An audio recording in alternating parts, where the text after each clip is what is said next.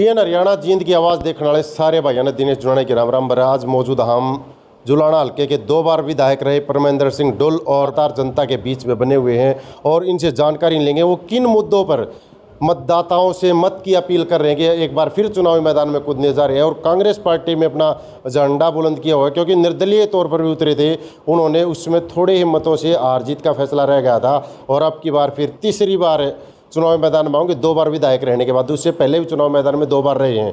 तो विधायक जी आपका स्वागत है। धन्यवाद धन्यवाद।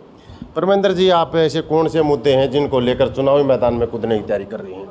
मुद्दे तो जुलाना के पिछड़ेपन को दूर करने के लिए बहुत से हैं और लगातार 33-34 साल से जुलाना हल्के के अंदर ही बना हुआ हूँ और संघर्ष भी चल रहा है। जी जी।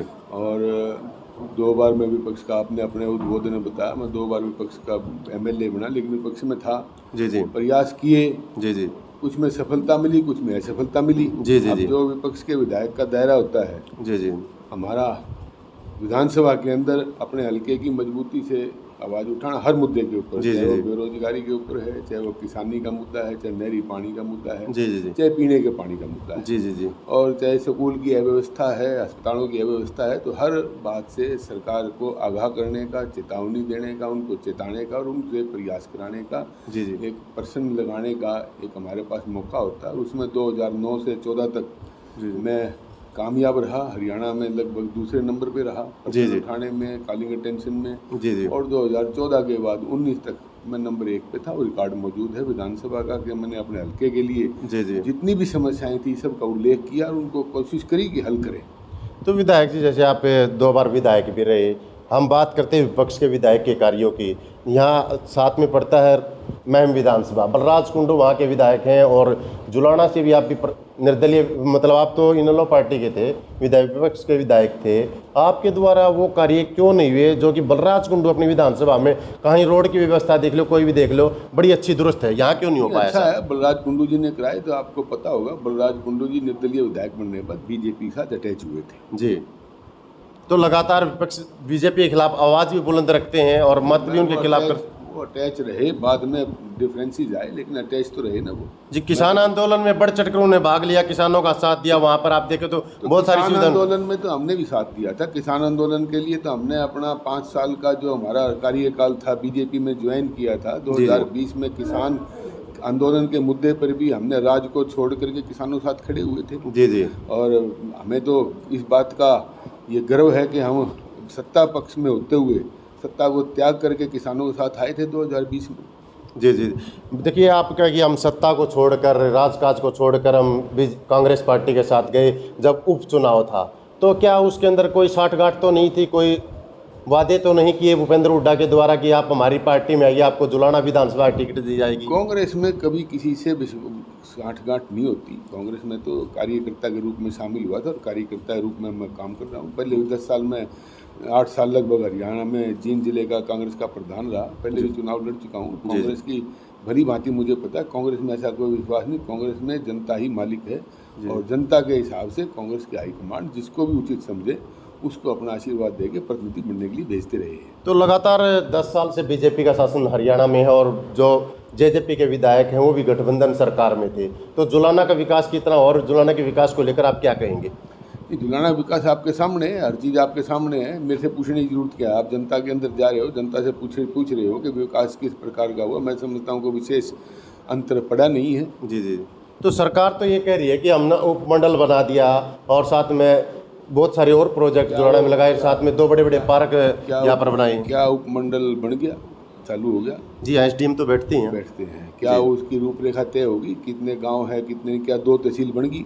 जी, अभी बुनियादी कमी है काफ़ी आपका। अभी अस्पताल में भी कमी है और आपकी इंफ्रास्ट्रक्चर जो एक मूलभूत सुविधाएं जो चाहिए अभी कमी है। पार्क बनाने से अच्छा है, लोगों की सेहत के लिए पार्क बना रही है, लेकिन मूलभूत सुविधाएं रोजगार के लिए दी जानी चाहिए थी, वो अभी सरकार फेल रही है। और आज हरियाणा के अंदर सबसे बड़ा मुद्दा ये है कि आज हरियाणा हिंदुस्तान में नंबर 1 बेरोजगार के मुद्दे पर है राज्य। तो ये आज एक चैलेंज है, कांग्रेस के सामने भी चैलेंज है और कि किस प्रकार से युवाओं को अगला रोजगार उपलब्ध कराएंगे उसकी योजनाएं बनानी पड़ेगी। जी विधायक जी, अब बोल रहे हैं आप पूर्व में विधायक रहे हैं परमेंद्र जी, आप कह रहे हैं कि हम जनता के बीच में वोट मांगने के लिए जाएंगे। वो 10 साल का जो आपका विधायक का कार्यकाल था, ऐसी कौन सी उपलब्धि रही जिनको लेकर आप जनता के बीच मत की अपील करें? मैंने बताया कि 10 साल मैंने हर मुद्दे पर उठाया, चाहे वो अस्पताल का मुद्दा था, यहाँ डॉक्टर नहीं थे, डॉक्टरों की नियुक्ति कराई, 7 डॉक्टर भी करवाए, एक भी नहीं हुआ करता। जी जी जी। एक SMO बैठता था, वो भी करवाया।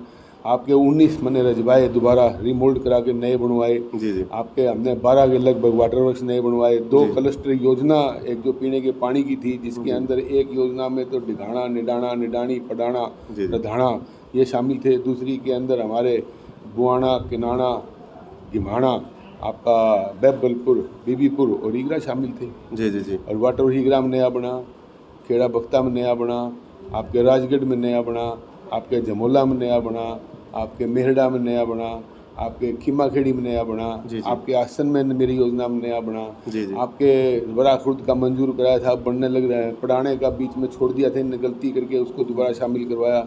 गिमाने का इन्होंने छोड़ दिया, दोबारा शामिल कराया। तो मेरा ये काम था, एक विधायक का है कि पीने का पानी उपलब्ध कराया जाए। तो हमने ये कोशिश करी है और उसमें जितनी भी सफलता मिली है, अंडरग्राउंड पाइपलाइन की और की जो फ्लड की योजना हमने 2018-19 में मुख्यमंत्री के साथ बैठ करके पूरे हरियाणा की एक फ्लड योजना बनी थी, उस योजना के ऊपर काम भी हुआ है।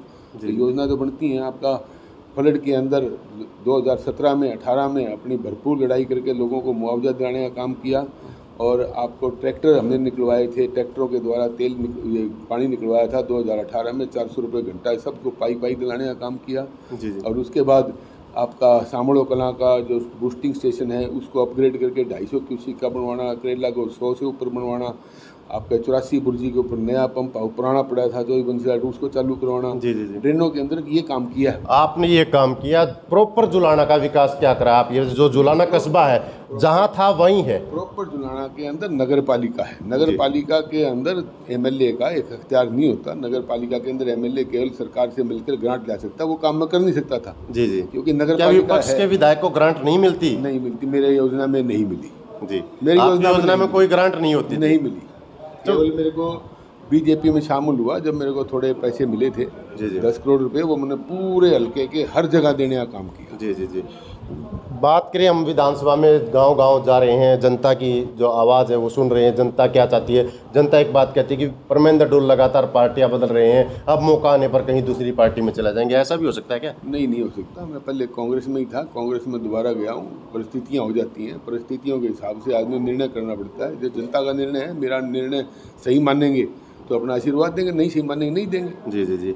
विधायक जी, वो कौन सी नीतियाँ होंगी जो जिनको लेकर आप जनता के बीच जाएंगे और 2024 के लिए आशीर्वाद मांगेंगे? कांग्रेस का संकल्प पत्र है, जैसे कांग्रेस का संकल्प पत्र है कि 6,000 रुपये बुढ़ापा पेंशन दी जाएगी, 300 यूनिट बिजली फ्री दी जाएगी, कर्मचारियों को ओल्ड पेंशन स्कीम दी जाएगी, 2 लाख नौकरियाँ जो आज खाली पड़ी हैं, कच्ची जो खाली पड़ी उनको पक्का करके तुरंत दिया जाएगा।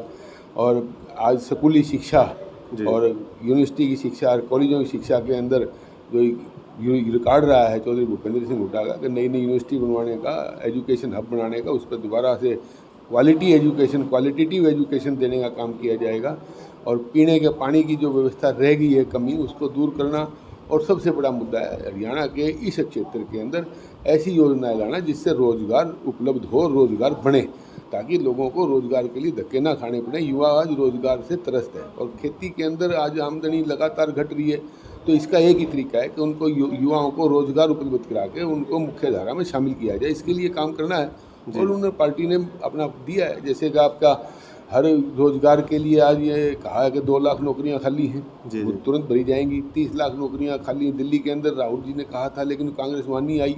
लेकिन हरियाणा के अंदर कांग्रेस आ रही है, तो यहाँ 2 लाख नौकरी भरी जाएंगी, कच्ची नौकरी बंद की जाएंगी। और डेवलपमेंट के साथ ओरिएंटेड डेवलपमेंट और एम्प्लॉयमेंट इकट्ठी चलती हैं, तो वो योजना दोबारा शुरू की जाएंगी। इस प्रकार का जो कांग्रेस का संकल्प पत्र है वही हम लेके जा रहे हैं, वही बता रहे हैं लोगों को। जी, ये थी हमारी खास मुलाकात पूर्व विधायक परमेंद्र डोल के साथ। इसी तरह की नई अपडेट के लिए आप DN हरियाणा को लाइक, शेयर, सब्सक्राइब करें।